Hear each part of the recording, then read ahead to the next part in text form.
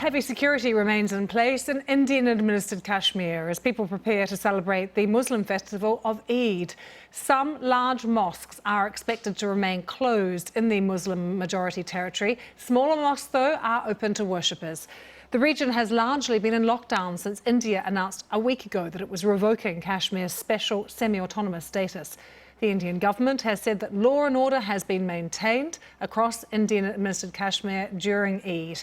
But with internet and phone services still cut off, reporting from Kashmir is extremely difficult. Our correspondent in the main city, Srinagar, Lamai, recorded this report for us late on Sunday, but was only able to get it through to us in the last few hours.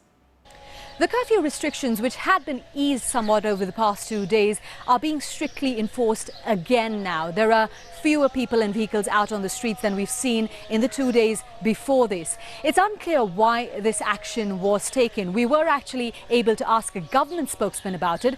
According to him, there is no curfew in place, just rules that don't allow more than 4 people to gather in any place at a time. However, police vans have been doing the rounds in the city, saying that there's a curfew in place and that people should stay indoors. So quite a mixed message that's being sent across.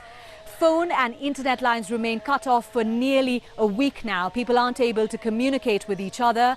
Indian-administered Kashmir remains volatile and tense since Monday, when the national government revoked this region's special status. On Friday, mass protests took place in a part of Srinagar in which thousands of people participated. It was filmed by a BBC team. In it, you can see people running to safety. You can hear gunshots being fired. There are reports that people have been injured in that protest, but we aren't able to go to the hospital, being stopped either by angry locals or by security forces. We were, however, able to put a question about it to a government spokesperson. Are there any casualties in hospitals, sir? You see, the police has already made a detailed statement yesterday about that there was absolutely no firing, not a single gunshot was fired, and that is it. Not much clarity in his answer there, and the Ministry of Home Affairs of the national government has denied claims that any protest larger than 20 people took place in Srinagar. Well, as tensions increase, people living near the line of control fear a potential cross-border fire between India and Pakistan. Some of them have already left. Many others cannot leave. BBC Urdu's Fadat Javed has visited a village close to the line of control in Pakistan-administered Kashmir. Najma Bibi was living a peaceful life until recently in a remote village at the line of control. Now she is one of many who have left their homes, fearing a military escalation between India and Pakistan. Her family will stay in Muzaffarabad for at least a month. When we left home, we couldn't collect all of the luggage. I packed some of my kids' items and left others, locked some of the doors and left for the city. People in the village keep sitting in bunkers all night long. They just stay up all night.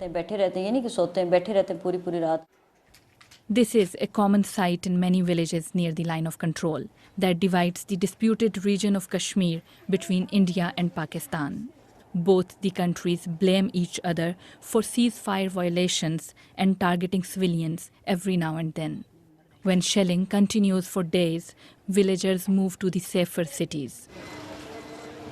Life looks normal in the cities of Pakistan-administered Kashmir, but there is a sense of uncertainty among people. We don't know what will happen in the next 24 hours. We are worried because we don't know about the well-being of our relatives who live on the other side of line of control. When the situation worsens, our business is also affected. Then we keep sitting idle. I don't see buyers for months afterwards. People in Pakistan-administered Kashmir have been holding anti-India rallies for a week now. Among them are few groups who are against both India and Pakistan. They want a sovereign Kashmir. Azad Kashmir की predominant majority Pakistan के साथ है. Former Chief Justice Manzoor al-Hassan says there is no chance of war between the two nuclear neighbors, but situation in Indian side of Kashmir may remain violent. आप कानून बनाते हैं, आईन बनाते हैं लोगों की ख्वाहिशात के पर. You make a law according to the will and benefit of the people. What the government has done was not demanded by the people. It's made against the wishes of the people. So how can it work? वो कहाँ चलेगा? Few kilometers from the line of control and lying in the heart of Pakistan-administered Kashmir, this city has been one of the safest destinations for those affected by ceasefire violations. But this time, it is feared that if skirmishes intensify at border, they might last a while. Farhad Javed, BBC News, Muzaffarabad.